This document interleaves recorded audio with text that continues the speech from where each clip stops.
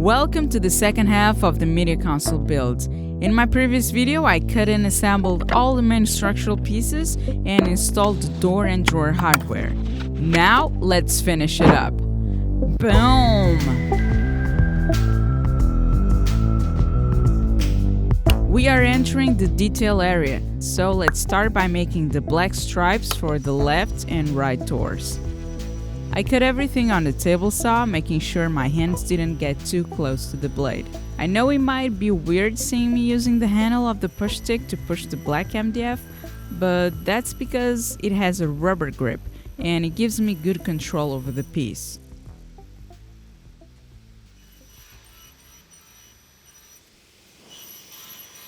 Before gluing the strips, I sanded the plywood surface to make things easier.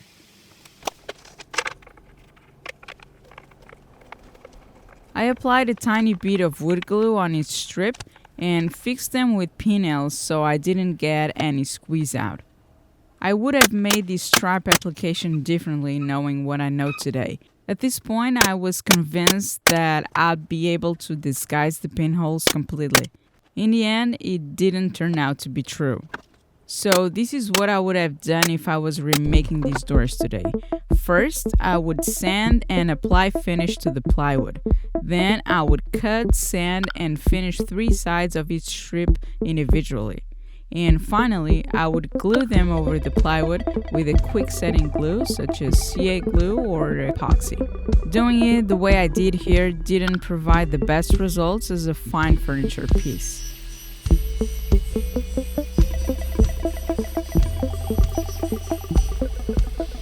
I cleaned the extra material at the table saw using my Rockler crosscut sled.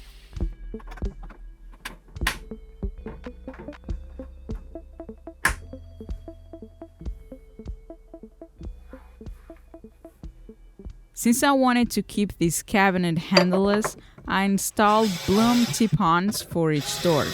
You can install them with this adapter plate in the cabinet's interior, or drill a hole in the cabinet side and insert the tip-on. The latter will only work for full overlay doors. In this case, I have mostly inset or partial overlay doors. That's why I had to install the adapter plates for most cubbies. I've got lots of requests from you guys about making the hinge explanation video I asked you about in the last episode.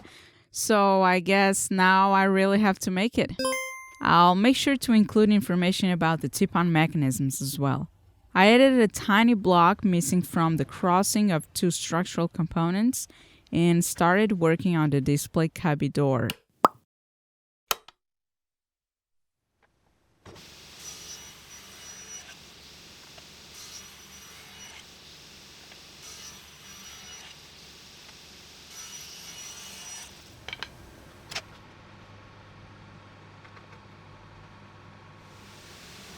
Yeah, the grooves that will receive the acrylic came out with the shape of the non-flat saw teeth. I actually want to ask for your recommendation for a high-quality flat-top saw blade for wood that I could get here in Europe with a 30mm bore. I just can't find any blade that would make a perfect flat-bottom cut.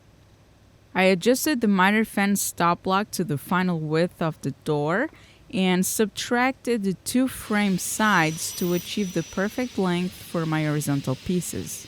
I was afraid to use only glue for these butt joints, so I drilled a hole in each corner to insert a small dowel.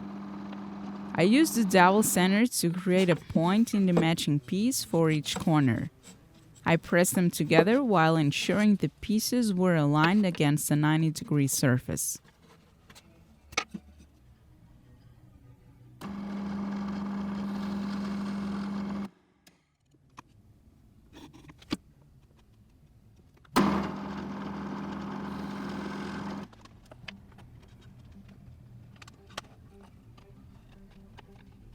This is, yet again, something I wish I would have done differently. I should have sanded and applied the finish before gluing the frame and inserting the acrylic sheet, at least for the inner face that will contact the acrylic. But I didn't, so let's proceed. I initially glued 3 sides and let it dry. I inserted the fourth side just to keep the other three square. Then I changed my table saw blade to an acrylic cutting blade, which in my opinion makes all the difference in cut quality and gives a greater feeling of safety.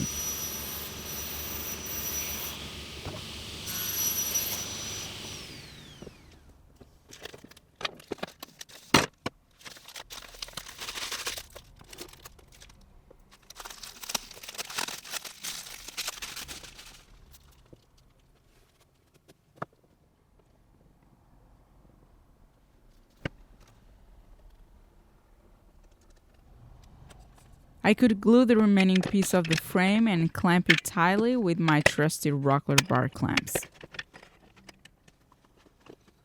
This door is kept in place with magnets. I know it will be rarely open and I didn't want any hardware visible, so I had the idea of sticking a few magnets to hold it in place. I love it, plus it is quite satisfying to feel and hear the magnets sticking together. I added 4 dowels as shelf pins and routed recesses at the bottom of the shelf to keep everything hidden.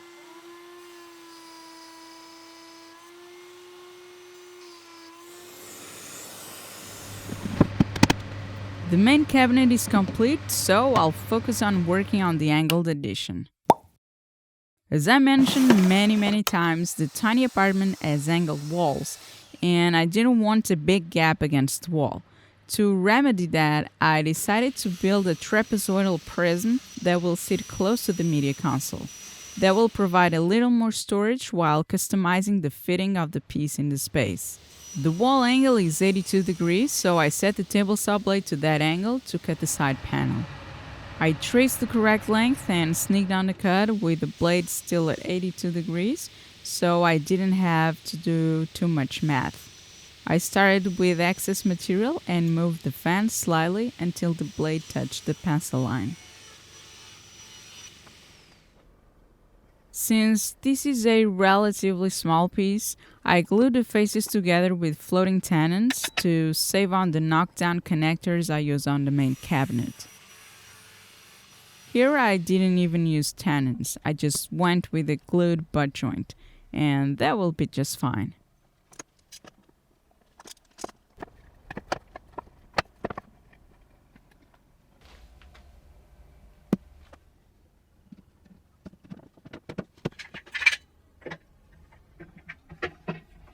I finally cut a plywood door for that add-on. Now we'll get into the finishing steps. I started with the yellow pieces because I was waiting on some more finished cans to arrive. I used Rubio Monocoat Pure over the yellow because I didn't mind the yellowing factor that the pure color impels.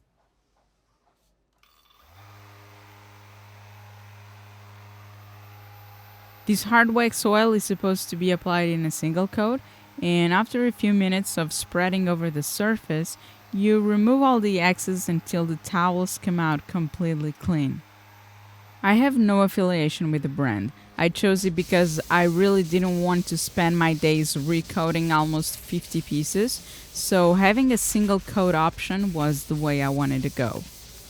After the arrival of the 3 colors that I wanted to try, white 5%, and natural, I went ahead making some color tests over birch plywood and black MDF.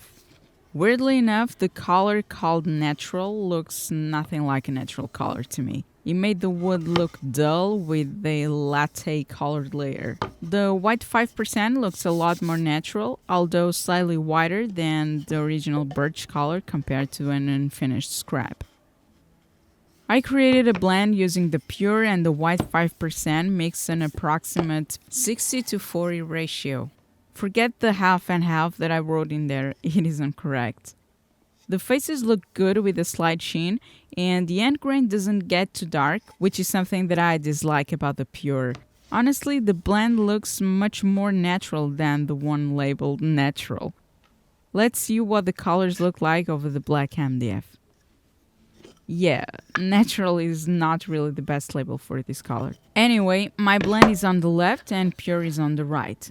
Both look great, and I dig the midnight blue tone that the blend gives over the black MDF. I also didn't want the yellowing on the striped doors. Out of curiosity, this is what the Rubio white looks like on birch plywood. Let's go with the blend and make some guacamole.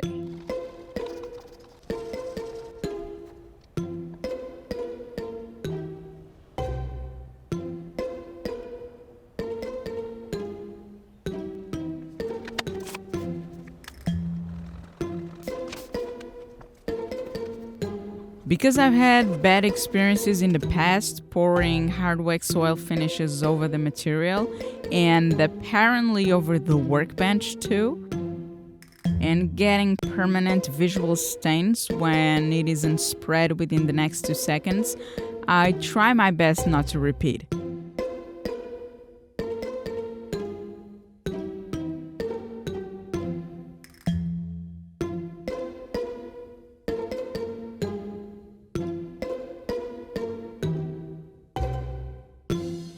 Here's another example from when I made the piano desk.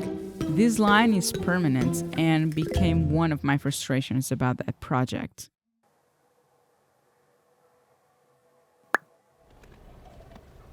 Instead, I apply the finish to the pad and then smear the finish rapidly.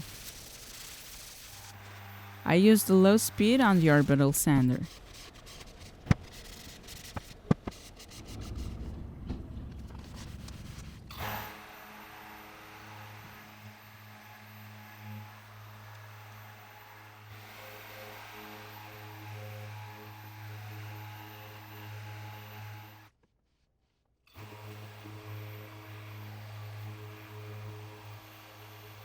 Once the plywood pieces were done, I dismantled the media console and worked on the last dusty tasks. I made all the internal holes for cable management. Some were bigger than others depending on the cable type and sizes I would need to pass through.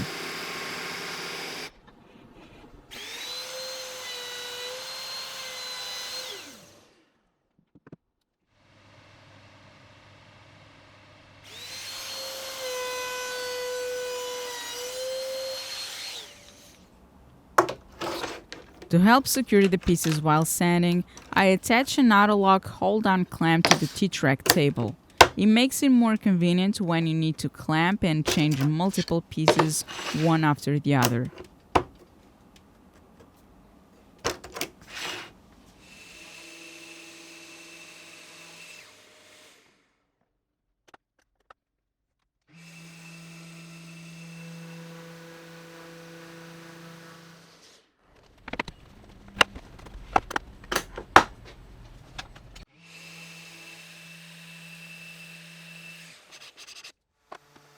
After all the sanding that took a few hours, I applied the finish to all the black parts.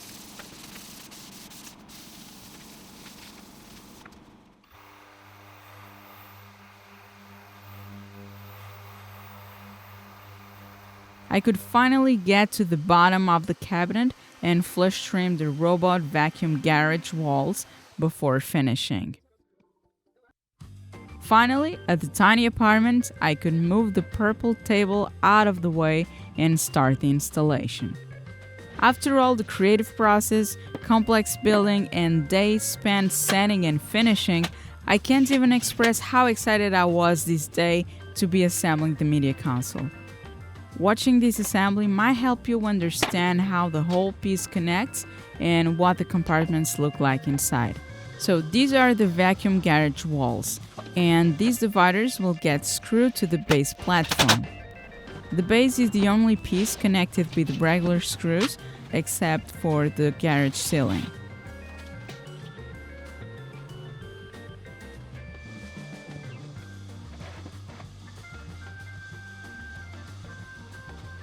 The middle platform gets attached on top with furniture connectors.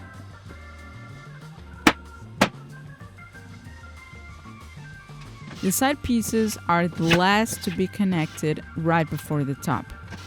That's because I need to assemble the whole interior contraption horizontally in a specific sequence, otherwise the pieces won't fit. I started from the right to left. Now I have to put these central components together first, because the joint is running in another direction in relation to the rest of the connectors. Everything is now screwed horizontally.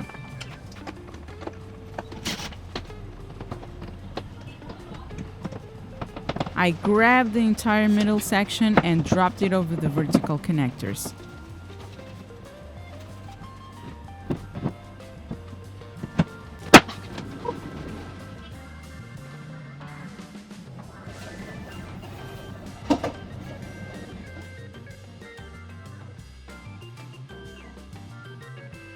The next step in the sequence is to cap the sides and drive the final bottom screws.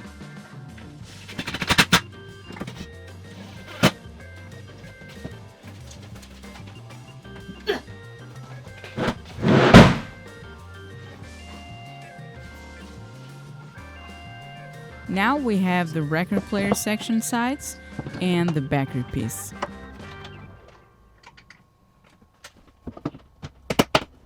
I installed the drawer slides and drilled a hole to pass an electrical cable to add the 12-port power strip.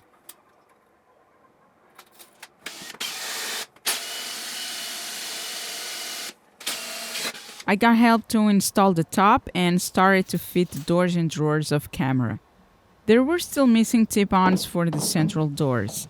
They get embedded and pressure fitted into the horizontal divider.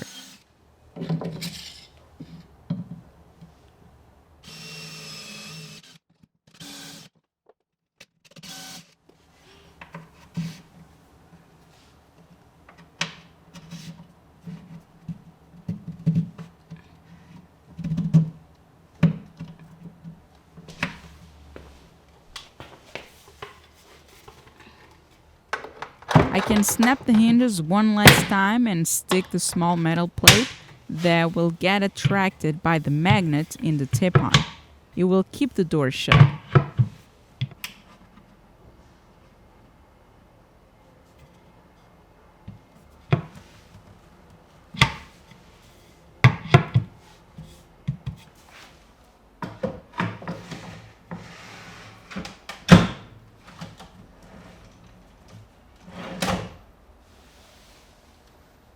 To make the small dovetail drawers pop open, I tried something I had never seen anywhere. I wanted to see if it was worth trying. I didn't have much clearance room, so I installed a small adapter plate with a big tip-on right behind the drawers. I had to drill into the backing panel, which conveniently comes off without disassembling any other piece of the media console. It created a pocket for the long tip-on to get into. I could then install each drawer front and test the clicking mechanism.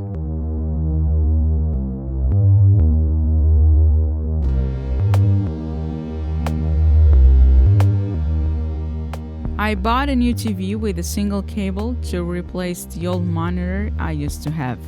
All the connections are made inside the cabinet into a box that comes with the TV. As you can see, I made the scary task of drilling into the cabinet top to feed all the wires for the speakers and TV.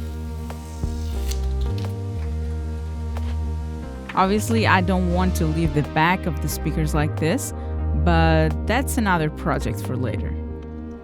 I wanted to add round caps over the connector holes for a nicer look. The fasteners kit doesn't come with black caps, so I painted them myself.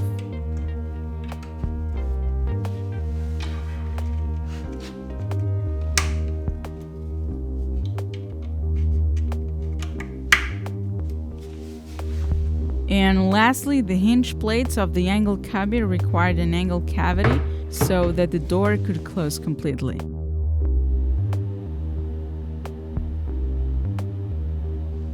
And here it is, a multifunctional media console completely custom-made and adapted to the space. It features push-to-open doors and drawers.